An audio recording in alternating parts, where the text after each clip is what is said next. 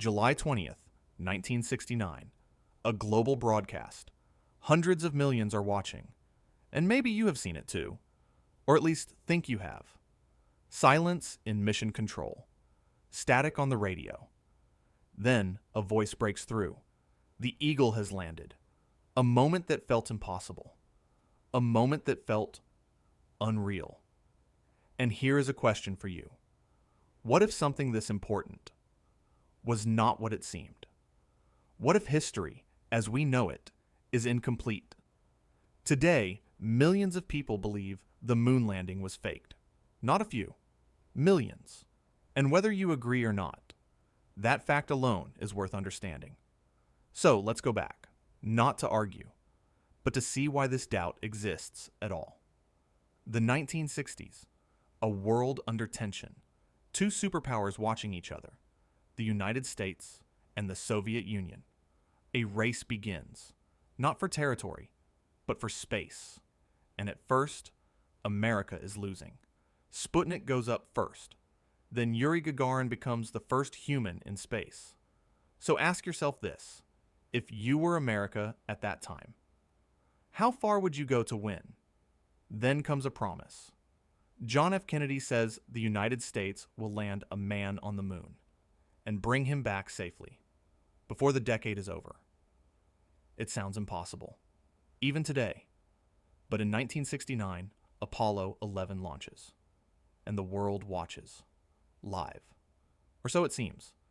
But almost immediately, questions begin. Not from experts at first, from ordinary people. People like you. People asking simple things. Why does it look so perfect? Why does it feel like a movie? And once those questions start, they do not stop. One of the most famous examples is the flag. It appears to move, to ripple, almost like wind is pushing it. But there is no wind on the moon. So what is going on here?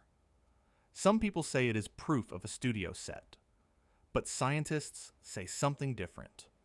The flag was not waving in air. It was moving because it was being handled. And because on the moon, there is no air to slow it down. So movement continues longer than we expect. Here's something interesting. On Earth, your intuition is shaped by air, by friction, by resistance. Take that away, and things behave differently. Another question comes from the photos. The sky is black, and there are no stars. So people ask, where did the stars go? And it sounds like a fair question, until you think about how cameras actually work. The astronauts were not taking long exposure space photography. They were documenting the surface, the ground, the mission. So the cameras were set for brightness on the moon, not for faint light in the distance. And the stars simply do not register, not because they are not there, but because the exposure does not allow it. Now let me ask you something. Have you ever taken a photo of a bright street at night and noticed the sky disappears? Same principle, different place. Then there are the shadows. Some look strange, angled differently. And this has led people to think multiple lights were used, like a film set. But the moon is not a flat studio floor. It is uneven, rough, covered in dust and rock. Light behaves unpredictably there, and your eyes, or a camera, can easily misread depth and direction.